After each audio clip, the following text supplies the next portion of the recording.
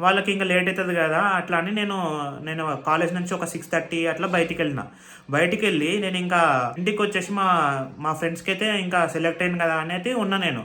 ఇంకా మా ఫ్రెండ్కి అయితే ఫోన్ చేసిండే, సిబిఐటి వాళ్ళ ఫ్రెండ్కి. అంటే ఆ అబ్బాయి సిబిఐటి కాలేజ్. ఇంకా వాళ్ళకి ఏంటంటే సిబిఐటిలో మీరు సెలెక్ట్ అయిన నెక్స్ట్ రౌండ్కి అని చెప్పిండంట. మా ఫ్రెండ్ ఇంకా సెలెక్ట్ అయినా అనుకొని ఉన్నాడంట. కానీ తర్వాత ఏంది మీకు సెలెక్ట్ కాలేనంట. తర్వాత మేము థింక్ చేసి మాట్లాడి చెప్తాము అట్లా అని చెప్పిండంట. ఇంకా తర్వాత ఫైనల్గా మీరు మళ్ళీ సెలెక్ట్ కాలేని చెప్పేసిండంట. ఇంకా వాళ్ళు అక్కడ నుంచి కాలేజ్ నుంచి వెళ్ళడానికి 8 అయిందంట టైం నైట్. కాలేజ్ వాళ్ళు ప్లేస్మెంట్స్ వాళ్ళు 10:30కి అట్లా అనౌన్స్ చేస్తా అని చెప్పిండ్రు.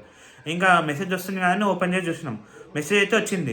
ఇంకా ఏ మెసేజ్ వచ్చిందబ్బా అని చూస్తే ఫైనల్గా ఈ మెసేజ్ అయితే వచ్చింది. None of the persons are selected అని వచ్చింది.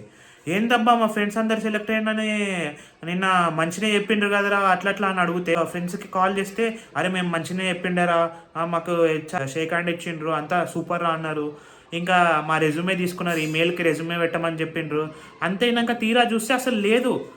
అసలు వాళ్ళు సెలెక్ట్ కాలేనంట. ఎవరు సెలెక్ట్ కాలే అంటుండ్రు. నేను కాదు మా ఫ్రెండ్, ఎవరు సెలెక్ట్ కాలేంట.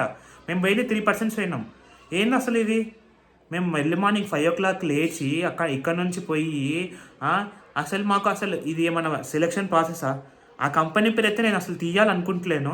సో మీరు ఎవరైనా మెయిన్గా అసలు జాబ్ డిస్క్రిప్షన్ చదవండి.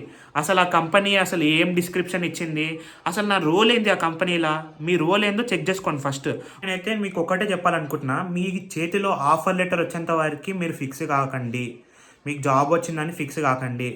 ఎప్పుడు ఎవరిని తీసేస్తాం ఇదంతా ఎప్పుడు చేస్తారో చెప్పలేము అసలు. ఎందుకంటే మా ఫ్రెండ్స్ని అంత వాళ్ళు హోప్స్ పెట్టుకొని ఇప్పుడు వాళ్ళ ఫ్యామిలీ వాళ్ళకి వీళ్ళందరూ చెప్పనుంటే ఇప్పుడు వాళ్ళందరూ ఇప్పుడు ఒక్కొక్క మూడ్లో ఉంటారు కదా. చాలామందికి జాబ్స్ అనేది అవసరం ఉంటుంది కదా. ఇప్పుడు వాళ్ళైతే అసలు సెలెక్షన్ ప్రాసెసే బాగాలేదు. అసలు ఒక్కరిని కూడా సెలెక్ట్ చేసుకోలేము మా దాంట్లో. అసలు ఎందుకు ఎగ్జామ్లో సెలెక్ట్ చేయాలి? మమ్మల్ని అంత దూరం ఎందుకు పిలిపించుకోవాలి ఇంటర్వ్యూకి? మా టైం బొక్క, మా మనీ బొక్క, మొత్తం బొక్కనే.